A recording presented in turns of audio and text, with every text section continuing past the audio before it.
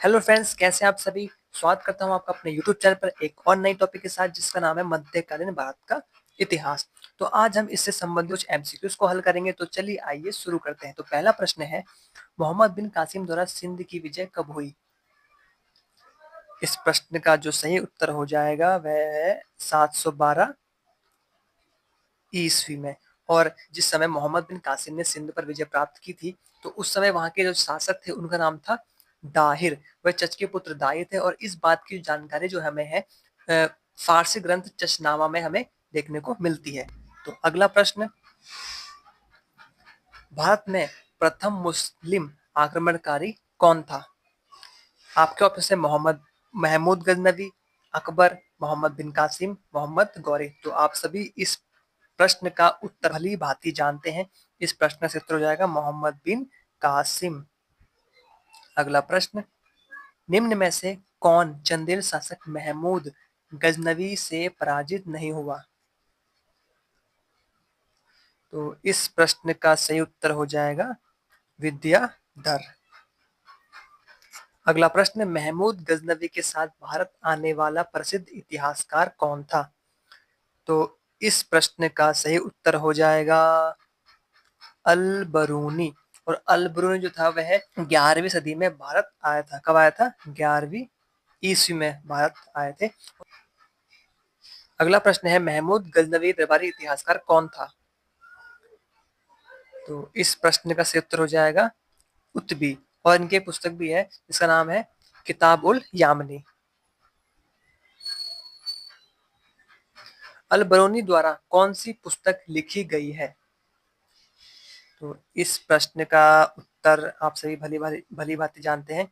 इस प्रश्न से उत्तर हो जाएगा किताब उल हिंद। तो किताब उल हिंद, और ये आपकी अरबी भाषा, कौन सी भाषा? अरबी भाषा में लिखित है।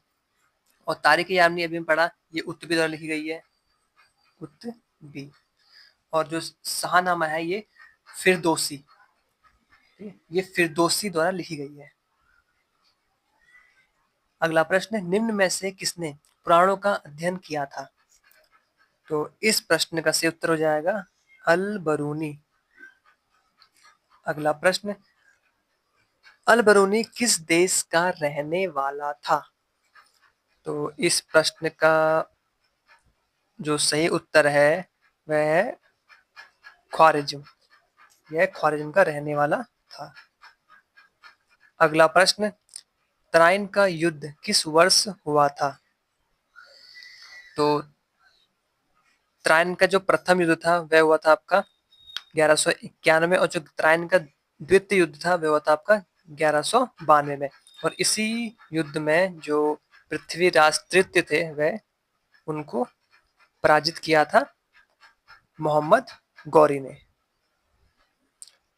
और 1191 में हालांकि वह जीत गए थे, जो पृथ्वीराज चौहान थे वह जीत गए थे, परंतु 1192 में उनकी पराजय हो गई थी मोहम्मद गौरी द्वारा। अगला प्रश्न, मोहम्मद गौरी को सबसे पहले किसने पराजित किया था। तो इस प्रश्न का सही उत्तर हो जाएगा भीम द्वितीय ने। अगला प्रश्न, मोहम्मद गौरी ने जयचंद्र को किस युद्ध में पराजित किया। तो इस प्रश्न का सही उत्तर जो है वह हो जाएगा चंदावर का युद्ध। चंदावर के युद्ध में मोहम्मद गौरी ने जयचंद्र को पराजित किया था। अगला प्रश्न, किस मुस्लिम शासक के सिक्कों पर देवी लक्ष्मी की आकृति बनी है। तो इस प्रश्न का सही उत्तर हो जाएगा मोहम्मद गौरी। अगला प्रश्न, मोहम्मद गौरी के किस दास ने बंगाल एवं बिहार पर विजय प्राप्त की थी। इस प्रश्न का सही उत्तर हो जाएगा बख्तियार खिलजी। और ये बख्तियार खिलजी वही हैं जिन्होंने नालंदा विश्वविद्यालय को ध्वस्त कर दिया था। और नालंदा विश्वविद्यालय की जो स्थापना थी वो गुप्त काल में हुई थी, कुमार गुप्त के समय। अगला प्रश्न, मोहम्मद गौरी का गुलाम निम्न में से कौन था। तो इस प्रश्न का सही उत्तर हो जाएगा कुतुबुद्दीन ऐबक। अगला प्रश्न, तराइन की दूसरी लड़ाई में किसकी विजय हुई थी? तो आप सभी इस प्रश्न का जो उत्तर है भली भांति जानते हैं, अभी हमने इसको पढ़ा भी है। तो तराइन की दूसरी लड़ाई में जिसकी विजय हुई थी वह थे आपके मोहम्मद गौरी, और तराइन का जो दूसरा युद्ध था वह 1192 में लड़ा गया था। अगला प्रश्न, मोहम्मद गौरी ने किसे भारत में अपने राज्य का उत्तराधिकारी नियुक्त किया था? तो इस प्रश्न का सही उत्तर हो जाएगा कुतुबुद्दीन ऐबक।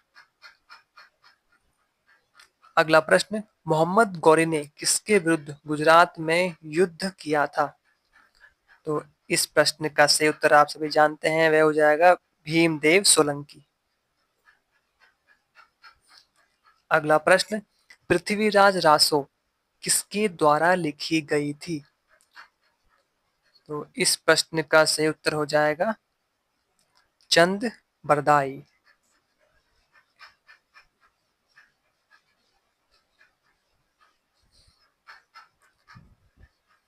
अगला प्रश्न, कुतुबुद्दीन ऐबक को मोहम्मद गौरी ने क्या उपाधि दी थी? तो इस प्रश्न का सही उत्तर है मलिक। अगला प्रश्न और इस वीडियो का अंतिम प्रश्न, कुतुब मीनार के निर्माण की शुरुआत किसने की थी? तो इस प्रश्न का सही उत्तर हो जाएगा कुतुबुद्दीन ऐबक। जो कुतुब मीनार की जो निर्माण की शुरुआत थी वह कुतुबुद्दीन ऐबक ने की थी, और यह किसके काल, जो कुतुब मीनार जो बन के किस काल में पूरा हुआ था, वह थे आपके इल्तुतमिश के समय यह कुतुब मीनार बन के तैयार हो चुका था। और हमारी ऐसी वीडियो के लिए हमारे चैनल को सब्सक्राइब करना ना भूलें। Thank you friends.